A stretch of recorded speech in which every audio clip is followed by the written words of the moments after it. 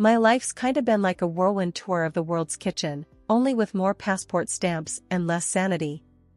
Name's Kira, fresh into the 3rd decade of my ride on this rock, and I've made a living out of breathing in the spices and dishing out the experience through my vlog.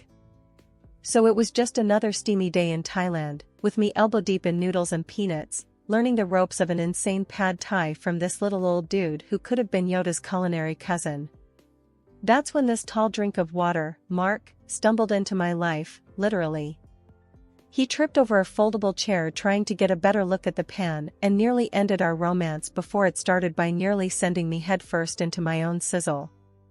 Whoa, sorry about that, he chuckled, hauling the chair out of the disaster zone.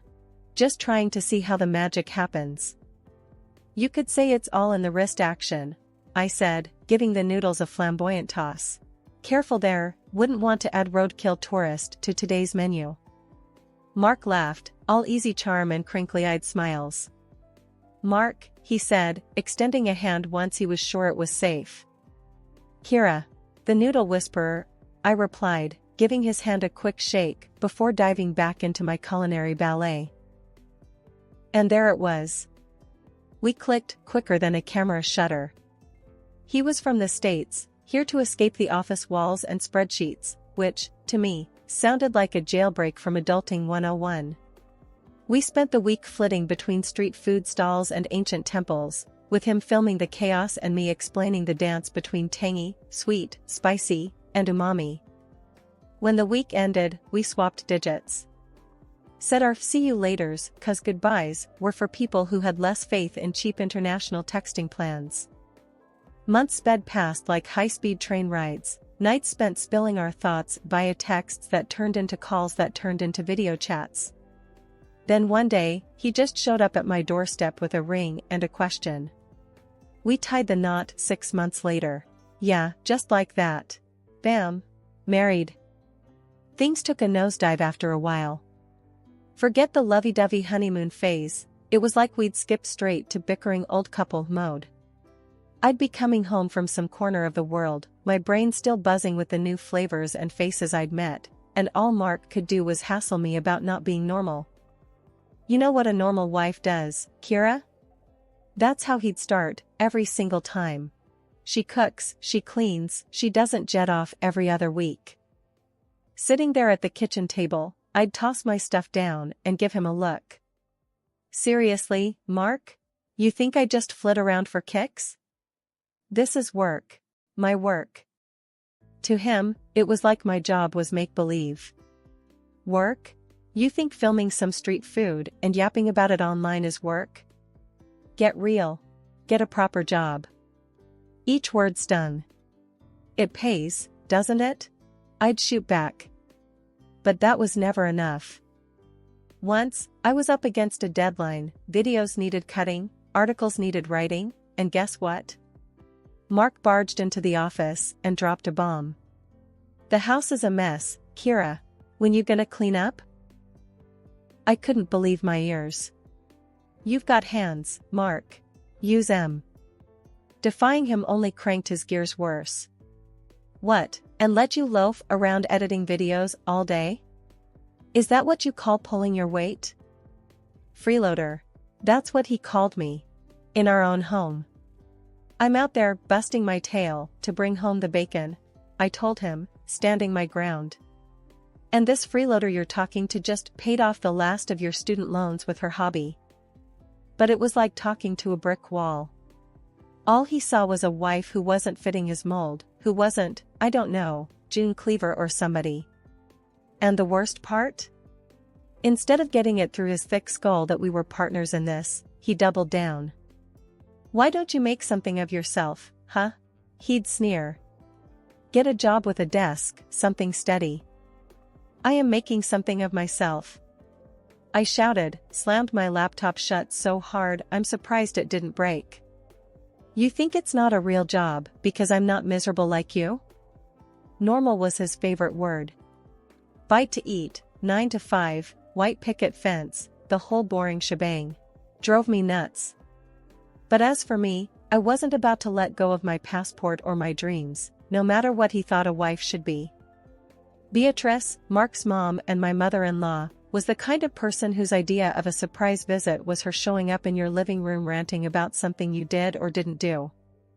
Living just a couple of streets away, she considered our house part of her daily walking route, which basically meant she'd drop by whenever she felt like it. So there I was one Tuesday, laptop open, trying to get some work done on my latest travel vlog. You could almost set your watch by Beatrice. Sure enough, like clockwork, the front door swings open, it's never locked for Beatrice, and there she was. "Working on your little videos again, huh?" Her voice dripped with disdain. She didn't even say hello. I sighed, trying not to look as interrupted as I felt. "Hey, Beatrice. Yeah, gotta keep on top of it." She tossed her oversized purse onto the couch and made herself comfortable. "You know, when I was your age, I was raising kids, keeping a spick-and-span house. Didn't have time for hobbies." Her words plucked at my already frayed nerves. "It's not a hobby, Beatrice. This is my job." Beatrice snorted as she peered over her glasses, which she only wore to make a point. "Call it what you want. When's the last time you cooked your husband a proper dinner? Or are you too busy working on these little trip films?" I bristled. She knew how to hit where it hurt. "Mark eats just fine. I don't hear him complaining." "Oh, he complains, all right. Just not to you." She smirked and picked at a non-existent speck of dust on her trousers. I wanted to scream. Instead, I shut my laptop, a little too hard, and stood up. "I'm right here, Beatrice. And I'm working. Bringing in money. Isn't that important too?" She huffed, getting up. "Well, if you won't listen to me, maybe you'll listen to the pastor. We're having dinner tonight, and he'll set you straight." I was dumbfounded. "Dinner? Tonight? Beatrice, I have deadlines." "Not anymore. You can put off your deadlines to save your marriage. I've seen the signs, Kira. It's now or never." Fuming, I barely managed to keep a civil tone. "Fine. But this is our life, not just mine or Mark's.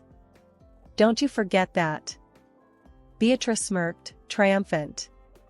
"We'll see," she said, and plucked her purse up again. 6 o'clock.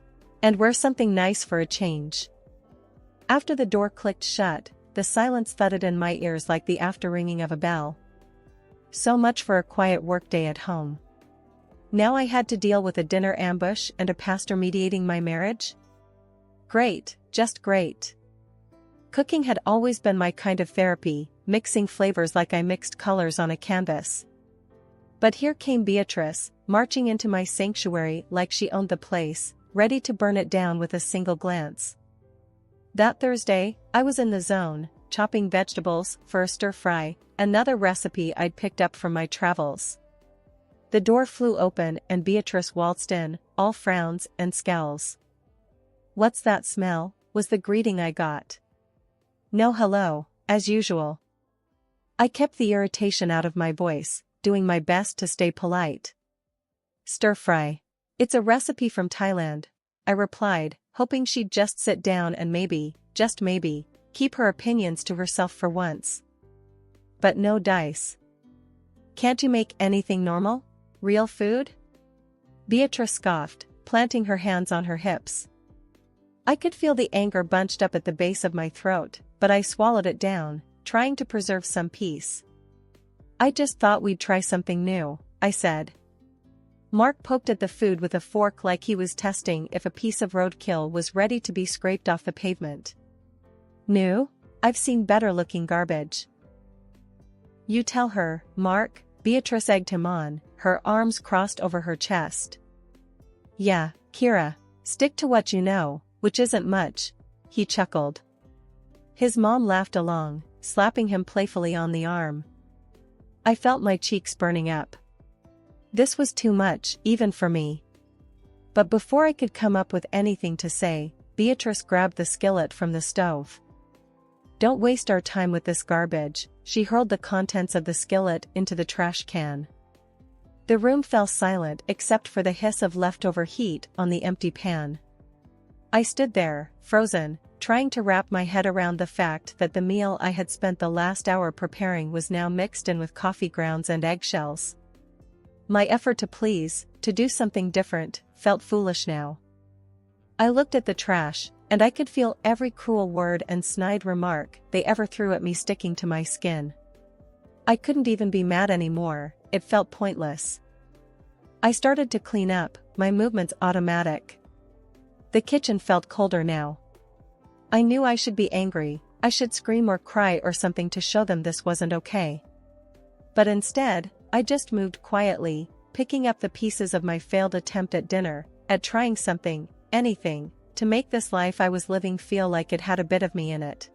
The day had heated up more than the forecast said. It was Beatrice's birthday, and against my better judgment, I had gone and got her something special. Wrapped the gift myself, this mirror from Morocco, all hand-painted tiles and real craftsmanship. I thought she might appreciate something unique, something not from the department store clearance shelf. So what did you get her? Mark eyed me as he sprawled over the couch like some lazy cat. Something nice? I said, my hands tweaking the bow on the package, trying to smooth down my rising nerves. He chuckled. You're nice, and her nice ain't the same, Kira. We were in the dining room, this shrine to dark wood and silence, waiting for the queen herself to show up. I heard her before I saw her, that voice curdling the air. Mark, what's the hold-up? There's cake waiting. She swept in, her gaze fell on the gift, and she frowned. What's that? I handed over the package with a hopeful smile.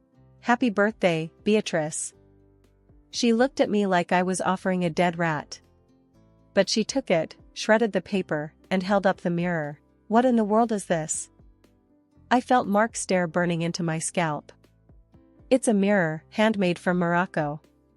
I thought it was beautiful, unique. Unique?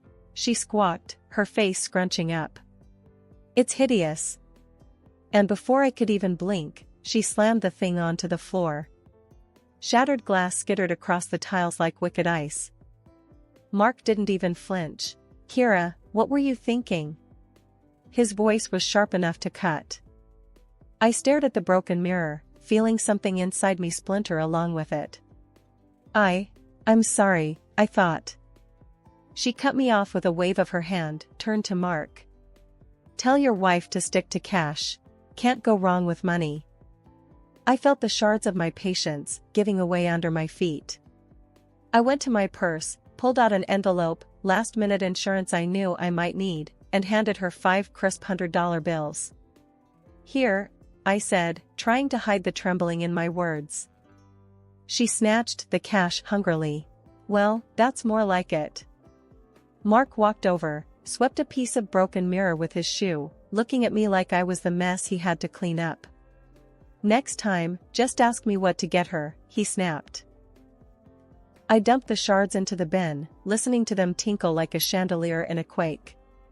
A quieter, angrier part of me wished I could tell her exactly where she could stick her money, but instead, I quietly wrapped her cake slices, got through the day without another word. As the hours lurched by, the house filled with the laughter and chitter of guests, all of them ignoring the tense undercurrent that was me and them. I handed out drinks, laughed when expected, and played the part of the devoted wife and daughter-in-law. That evening I sat on the edge of the bathtub, staring at my reflection in the smaller, unbroken mirror there. If only I could buy something to fix what was broken inside, I thought. The silent room seemed to agree, and for a long time, it was the most understanding company I had. The wheels of my suitcase dragged a rhythmic clunking over the joints in the sidewalk as I walked up to my front door. I'd just gotten back from Greece. I was there for a shoot, for weeks of filming and a slice of freedom that I didn't know I was starving for until I tasted it. My keys seemed to jangle extra loud as I fitted them into the lock and swung the door open. What hit me wasn't the smell of the house or the stack of unopened mail. It was Beatrice, planted in the middle of the living room, bags piled at her feet like she'd just claimed a spot on the subway. I'm moving in.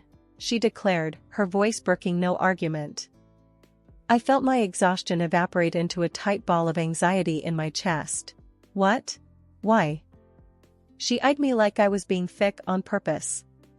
Rent's killing me, and since you're never around, it makes sense. I'll take the guest room. This was the worst kind of surprise, the kind that didn't bring any joy, just a heavy weight. I looked to Mark, seeking an ally, but his face was set in stone. Yeah, Kira, why the hell not? Makes sense to me, Mark said. I heard in his voice the finality of a door slamming shut. But, Mark, He cut me off with a sharp wave of his hand. Don't start. You've been freeloading off my space for years. The word stung, like rubbing alcohol on a fresh cut. That's when my hand dove into my bag, rummaging past the trinkets and memories of Greece until my fingers wrapped around the envelope, the one I kept tucked away for moments impossible to predict. I slapped the divorce papers on the coffee table between us. They seemed to hover for a second before landing, a soft sweep in the tense air. I want a divorce. For a moment, Mark just stared, and the only sound was Beatrice's slow inhale as if she was about to dive underwater. He picked up the papers, and I braced myself for yelling, for pleading, anything. But without saying a word, he scrawled his name across the bottom and tossed them back at me like they were a takeout menu he didn't want. Beatrice, her eyes gleaming like when she found $50 in a coat pocket, actually clapped. It's about time. I looked between the two of them, this pair that was supposed to be my family, and I felt nothing but the need to fill up my lungs. I didn't belong here, maybe I never did. With one last look at the shell of what used to be my life, I grabbed my suitcase. Where you going, Kira? Mark's voice was a dull blade, not cutting enough to hurt anymore. Anywhere but here. My voice came out steadier than I felt. There were no goodbyes, just the click of the door behind me, a soft punctuation mark on the end of a very long, very tiring sentence. It's strange how life can do a 180 when you're least expecting it. A few months since the divorce and life settled into a new kind of normal. My apartment might have been smaller than the house, but it was mine. I was in the middle of a tea brewing ritual that had become my new little evening piece when there was a knock at the door. I opened the door, and there they were, Mark and Beatrice. Like they'd just been out for a walk and decided to stop by. We saw your TV show, Mark said, shoving his hands into his pockets, a sheepish grin smeared across his face like a kid caught with his hand in the cookie jar. Beatrice just stood there, a forced smile stretching her lips tight. Yeah? I said, nursing my mug, not stepping aside to let them in. You watching TV together now? You're doing well, huh? Beatrice chimed in, peering over Mark's shoulder to get a look inside the apartment. I leaned against the door frame, taking a slow sip, feeling the heat of the tea and the situation. I suppose, I replied, the edge of a laugh bubbling beneath the surface. It wasn't just small talk they were after, I could smell it. These two never came without an agenda. Beatrice looked desperate, fidgeting with her purse strap, and Mark looked like he was about to try selling me a used car that was 2 steps away from the junkyard. They tried to butter me up with compliments, nodding at my tiny living room as if it was a palace, but I wasn't biting. Their tune changed rapidly when the buttering didn't work. Look, Kira. Mark's gaze darted around, avoiding mine. Things ain't been so great since you left. Financially, I mean. I raised an eyebrow. Is that right? And it's not just about money, Beatrice piped up. It's lonely. We miss you. I couldn't help it then, I laughed. It was dry and had the edge of years of bottled-up frustrations behind it. You miss me? Well, that's a neat trick. Mark's face flushed a shade of guilt so vivid I almost felt sorry for him. Almost. We just thought, maybe we could start over. I leaned closer, making sure they could see the lack of sympathy in my eyes. You thought wrong. I've moved on, and this? I paused, gesturing to the space between us with my mug. This is me being happy. Without the drama, without the mess. You two were the best bad decision I ever walked away from. Beatrice's mouth snapped shut, her face folding into a scowl. Mark just stood there like I'd slapped him across the face. They didn't say anything more, they didn't have to. As they turned away, their shoulders slumped, the door closed with a soft click and I was alone again, my heart pounding a victory march. I turned, pressing my back against the door, sliding down till I was sitting with the mug held loosely in my grip, my laughter ringing out, clear and loud in the empty apartment. Turning the tables never felt so good. My life's totally flipped since the show took off. People can't seem to get enough of me eating my way through the most out-of-way places and bringing back killer recipes. I guess it's true what they say, everyone loves a good comeback story, and mine's being served up nice and spicy. As I sat scrolling through my socials, watching the follower count tick up like it's got somewhere to be, my doorbell rings. Who could that be? I haven't ordered takeout. Lo and behold, there they were again, Mark dragging his feet and Beatrice trying to straighten out her scowl like she's walking into church. Kira, you gotta listen. Mark gets down on his knees right in my hallway like he's about to propose again, which is funny in a sad sort of way. I'll do anything. I'll even clean the house, cook your meals. I crossed my arms, trying not to let my smirk show. Really? You cooking? That'd be the day. And Beatrice, oh, she's got this look like she just ate something sour. Kira, the show's great and all, but family's family. I let out a little chuckle. Oh, I know about family all right. And mine just got a whole lot bigger, a couple million online. They blinked at me, not quite getting it, so I spelled it out. My followers, Mark. They're my family now. And they seem to appreciate me a whole lot more. Beatrice piped up again, with her hands fidgeting like she's trying to pull words out of the air. Kira, we just didn't realize. I cut her off with a little wave of my hand. Save it. I've heard enough. Did I ever tell you about that mirror from Morocco, Beatrice, the one I gave you for your birthday? They both looked at me, puzzled, like two kids who can't remember if they fed the dog. You broke it, threw it on the floor, I reminded her. Beatrice's face fell. Oh, that old thing? I nodded, casual-like. Worth thousands, that old thing. But you wouldn't know value if it bit you in the butt. I swear, you could almost see the cogs turning in their heads as they put two and two together, finally understanding the score. Mark found his feet again, stammering, but we didn't know. Kira, please. I raised a hand to stop him. I've always had money, even when you thought I was down and out. And now, my little TV venture's making sure I've got more than I know what to do with. Mark looked like he was about to pass out, and Beatrice, she was muttering under her breath, something about not knowing. I walked to the door, opened it wide, and stood there. Here's how it's going to be. You two will turn around, walk out of my life, and never come back. I don't need your drama, I've got my own show for that. They didn't move, just stood there gobsmacked.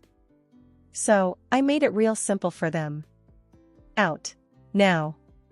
And don't bother me again.